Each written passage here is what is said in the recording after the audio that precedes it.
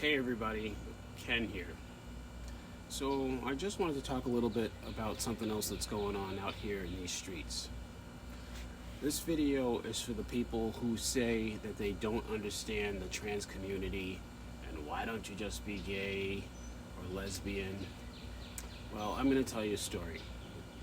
So I've got a trans niece, and when she came out as trans with our extremely evangelical deep south Christian family, I knew that I needed to be as educated as possible because I knew she was in for the fight of her life with this family.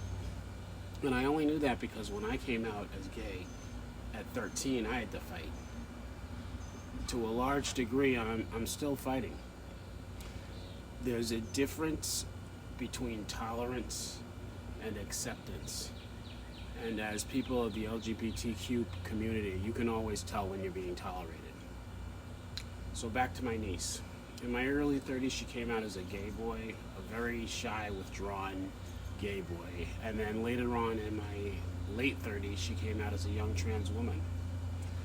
And naturally, I had questions and wanted to get a better understanding, so I immediately did a ton of research. I wanted to be able to stand up and speak out, if need be, to my family to support her. So I started watching a ton of trans YouTubers tell their story, both men and women. And I found their stories very reminiscent of my story of coming to terms with being gay. And I knew that I was gay at a very young age, so that was helpful. When I first saw her, the real her, she was maybe a year into her transition, but the first thing I noticed was that the shy, withdrawn gay boy was gone, and now I was looking at a happy, confident, beautiful young woman.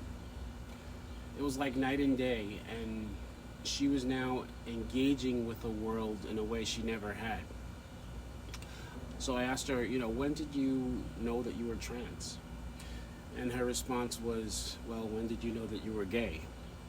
Which, in my head, made me think, okay, well, I knew that when I was maybe 5 or 6. That was it for me. I was convinced. She had come alive, and to me, she had healed. But for the overthinkers, something else that helped me understand transgenderism is I thought about, what about people that are born with no limbs?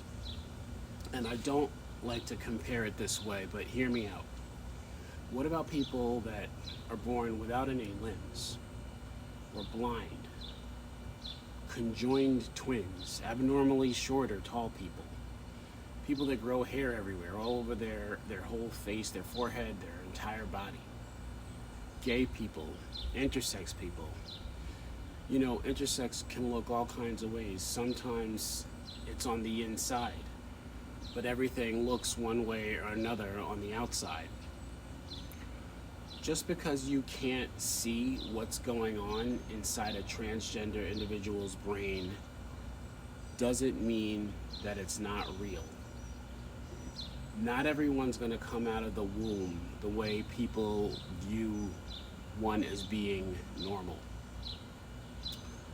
But we should all be respected and we should all be loved. As a practicing Episcopalian, I can't understand for the life of me why a whole group of people that say they're Christian would put their trans child out on the streets. Why would they push to have laws rolled back that would ultimately make this marginalized community's lives much harder? It's my understanding that transgender individuals face a significantly higher rate of suicidal ideation and attempts compared to the general population. So why? Why these Christians would choose to do the opposite of what Jesus said to do, which is to love your neighbor as yourselves. He didn't say persecute your neighbor.